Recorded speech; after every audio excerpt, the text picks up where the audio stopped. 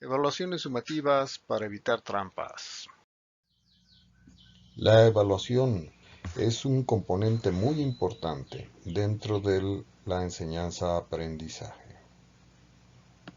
En esta charla veremos evaluaciones formativas y sumativas, buenas prácticas y experiencias con el empleo de preguntas autocalificables. También veremos cómo evitar los desastres con el empleo de preguntas autocalificables tipo ensayo, otros plugins útiles, 5 reglas muy sencillas para hacer mejores preguntas de examen y algunas actividades recomendables. Antes de comenzar con el tema, comentaré brevemente que en Internet hay muchísima información respecto a lo que deberíamos o no deberíamos de hacer con respecto a las evaluaciones en esta época de pandemia. Debemos recordar que algunos estudiantes pueden no pasar los exámenes por problemas personales que tengan por su situación familiar. El diccionario nos dice que evaluar es ponerle un valor a algo. Y es muy importante porque se ha demostrado en innumerables ocasiones que los estudiantes no aprenden lo que el maestro les quiere enseñar, aprenden lo que ellos creen que va a venir en el examen.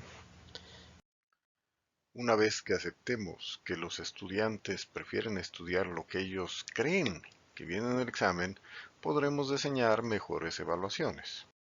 Si queremos que nuestros alumnos estudien cada semana, pues es obvio que tendremos que hacerles un examen cada semana y tenemos que acostumbrarlos a que en el examen se les preguntarán las cosas importantes.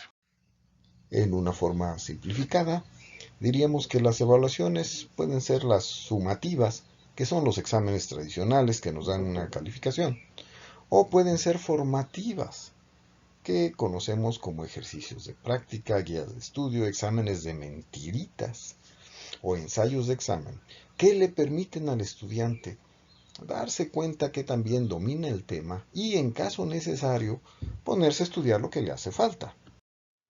Un trabajo muy interesante demostró que para la enseñanza de la interpretación de electrocardiogramas en medicina humana resultaron mucho más útiles los exámenes bien diseñados que los modelos de simulación por computadora. Y esto es muy importante, porque para una universidad puede ser mucho más redituable el tener mejores exámenes que tratar de diseñar métodos novedosos de enseñanza. Desafortunadamente, en algunas materias, escuelas, los estudiantes hacen trampa en los exámenes porque están acostumbrados a salirse con la suya. Este tema se discute con más profundidad en otra charla al respecto. Este problema se complica porque la tecnología moderna permite copiar y compartir información con mucha más facilidad.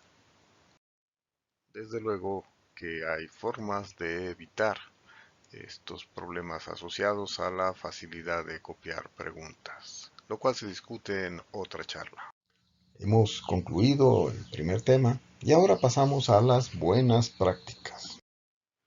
El barajar el orden en el cual se presentan las preguntas es una buena práctica que hacemos en la configuración del examen.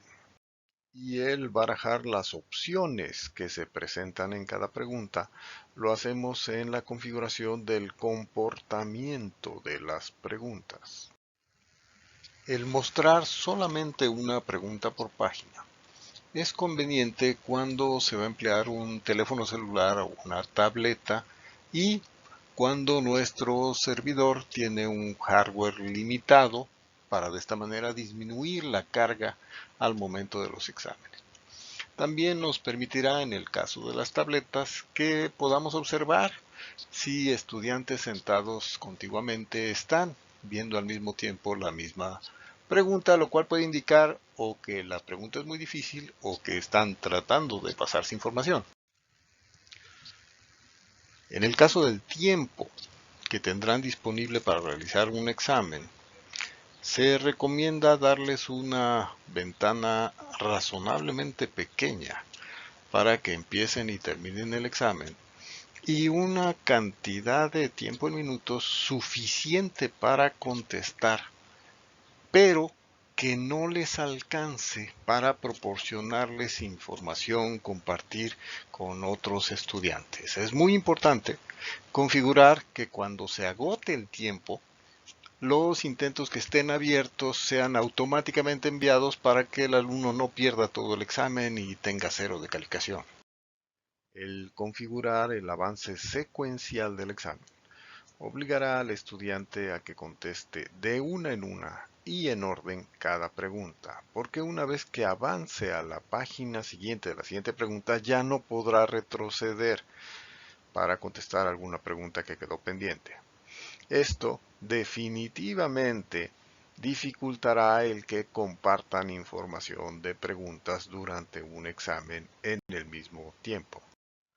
Es muy importante revisar el comportamiento estadístico de las preguntas después de haber hecho un examen. Y debemos de poner mucho énfasis en que la facilidad no sea ni demasiado sencilla ni demasiado complicada, pero que todas las preguntas deben tener una buena discriminación. Después de haber aplicado un examen, podemos ver las estadísticas al seleccionar en el engrane Resultados Estadísticas. La interpretación de las estadísticas del examen de Moodle está muy bien descrita en la documentación oficial. El índice de facilidad es el porcentaje de alumnos que tuvo la respuesta correcta, mientras que la discriminación es otra historia, pero es muy importante, y es tan importante que automáticamente Moodle nos presentará sombreadas en color de rosa aquellas preguntas que hayan tenido una discriminación peculiar que debemos de revisar con más cuidado. Para motivar a los alumnos a que estudien cada semana, una buena táctica es hacerles un examen cada semana. Y desde el principio del ciclo escolar decirles que todos los exámenes serán acumulativos porque así es la vida real. Obviamente, si las preguntas se califican automáticamente, el profesor no tendrá ninguna dificultad en hacer muchos de estos exámenes. Resumiendo, hay muy buenas prácticas fáciles de implementar. Barajar las preguntas y respuestas, mostrar una sola pregunta por página, tener una gran cantidad de preguntas para elegirlas aleatoriamente de un banco, desde luego, o hacer exámenes tipo A y tipo B con diferentes preguntas. Y tal vez lo más interesante es realizar muchos pequeños exámenes acumulativos a lo largo del semestre para que el estudiante se acostumbre a que hay examen y tiene que estudiar. Y es que en los exámenes no solamente queremos ver qué tanto sabe el estudiante. Es muy importante que el estudiante se dé cuenta de lo que no sabe, de lo que ignora, porque esta ignorancia puede causar muchísimo daño. La comparación entre las preguntas de opción múltiple y falso verdadero contra preguntas de respuesta corta se discute en otra charla. Las preguntas abiertas de respuesta libre le permiten al estudiante expresar en sus propias palabras lo que él considera es la respuesta correcta, aunque en ocasiones contestan cada cosa. Las preguntas de ensayo autocalificables permiten que el estudiante escriba libremente en sus propias palabras lo que él considera es la respuesta correcta y después la computadora calificará automáticamente siguiendo un patrón de frases claves, lo cual pues a veces es difícil de predecir cuáles son exactamente las frases claves que funcionarán. La pregunta de ensayo autocalificable, hecha por Gordon Bateson, emplea frases clave que al ser identificadas por la computadora nos permiten otorgarle puntos a las respuestas del estudiante. En una evaluación formativa, el estudiante que ha contestado en sus propias palabras recibirá información sobre cuáles fueron los conceptos importantes que sí incluyó y cuáles le faltaron. Una gran ventaja de este tipo de pregunta es que la computadora ha calificado automática y rápidamente, pero el profesor puede, y de hecho debe, revisar todas las respuestas y de esta manera darse cuenta si faltó de incluir alguna frase clave que sí amerita un crédito parcial o si el estudiante cometió un error imperdonable y deberá de ser castigado. Ahora bien, ¿qué he aprendido al usar estas preguntas de ensayo que se autocalifican en exámenes con mis alumnos? Una de las cosas que aprendí es que a pesar que el alumno acepte que el examen debe ser un trabajo individual, con mucha frecuencia hacen trampa. Y ahora veremos un desastre a punto de suceder y cómo evitarlo. Es muy importante que todos los estudiantes sepan que una vez que terminen el examen no verán la calificación y el profesor tomará varios días para poder revisar todas las respuestas de todos los estudiantes y en caso necesario modificar el patrón para aceptar respuestas válidas, completas o parcialmente válidas que no estaban inicialmente contempladas y de esta manera hacer una calificación más justa.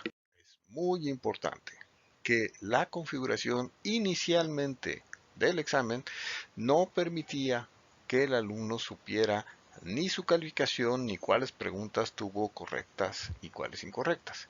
Y el estudiante sí estaba consciente que el profesor iba a revisar todas las respuestas de todos los alumnos y hasta después de haber considerado todas las respuestas, calificaría y publicaría las calificaciones. Recordemos que el examen estaba configurado para que los estudiantes no vieran su calificación, ni inmediatamente terminado el examen, ni en ningún otro momento. Entonces, solamente el profesor puede ver las calificaciones. Y eso es lo que hacemos. En primer lugar, vemos las calificaciones y nos damos cuenta que aquí hay un estudiante que sacó 100, lo cual es absurdamente raro. Pero los demás estudiantes que no tuvieron el 100% de calificación y que sin embargo sabemos que son muy buenos estudiantes, vamos a revisar sus respuestas para ver por qué no tuvieron la calificación completa que posiblemente merecían. Y aquí estamos viendo un ejemplo de una pregunta que el profesor ingenuamente imaginó que se podía evaluar con unas cuantas frases clave. Y vemos, por ejemplo, que en la frase clave número 3 hay 4 diferentes expresiones que le otorgan el 100% de la calificación.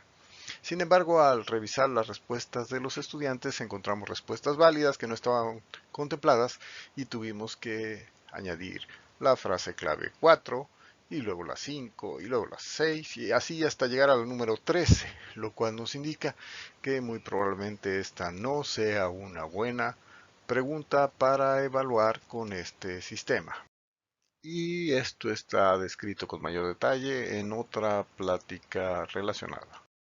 Como sabemos que los alumnos quisieran conocer preguntas similares, bueno, en realidad idénticas a las que verán en el examen, podemos hacerles unas evaluaciones formativas y darles a la oportunidad de que ellos mismos hagan sus propias preguntas con el plugin de Student Quiz.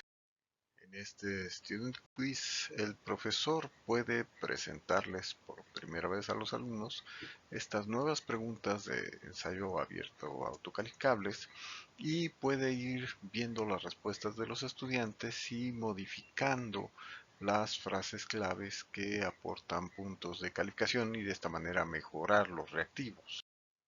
Otra opción es generarles una versión demo en pequeño de cómo vendrá el examen, para que tengan una idea muy buena de cómo se comportará. Y en este nuevo tema veremos 5 reglas muy sencillas pero muy inteligentes sobre cómo elaborar buenas preguntas para tener buenos exámenes. Este manual se encuentra disponible en la página indicada y contiene excelente información al respecto. Son solamente 5 reglas que se aplican en cualquier examen de cualquier materia. Regla número 1. La pregunta debe estar centrada en algo importante, que valga la pena de preguntarse. La pregunta idealmente debe evaluar cómo se aplica el conocimiento y no la simple capacidad de memorizar y recordar como periquito. La pregunta introductoria debe estar bien preparada, muy bien redactada, cerrada y clara, para que el estudiante pueda responder, especialmente en el caso de la opción múltiple con 4 o 5 opciones, de una forma muy eficiente. De hecho, el enunciado de una pregunta para opción múltiple también puede funcionar bastante bien en una pregunta de respuesta corta. Así de bien hecha debe estar. Todas las opciones, las 4 o 5 de opción múltiple, deben ser homogéneas de un largo similar y verosímiles. Hay que evitar usar distractores que no funcionan porque tienen errores de concordancia en género y número o que son obviamente fácil descubrir que son falsos, porque entonces no serían buenos distractores. Esto lo sabremos cuando hagamos el análisis estadístico de las respuestas con un grupo de alumnos que ya contestó un examen anterior. Y tal vez la regla que es más obvia, pero extraordinariamente importante, es que las preguntas siempre deben revisarse. Y esto es mejor que lo haga una persona diferente del que construyó la pregunta, porque solamente así podemos diagnosticar y eliminar los defectos técnicos y evitarnos el problema de que a la hora del examen los estudiantes se den cuenta que una pregunta estuvo mal hecha y tenemos que rechazarla.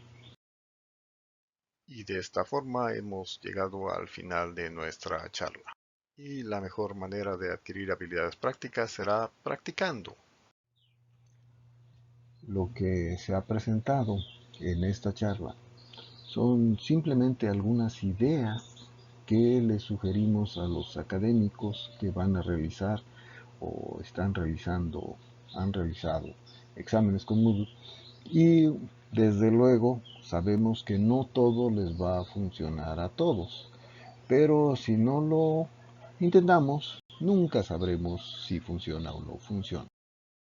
Los autores de esta presentación agradecen su paciencia si han logrado llegar hasta aquí y nos pueden escribir a los correos que aparecen y donde trataremos de resolver las dudas o al menos encaminarlos a la documentación correcta.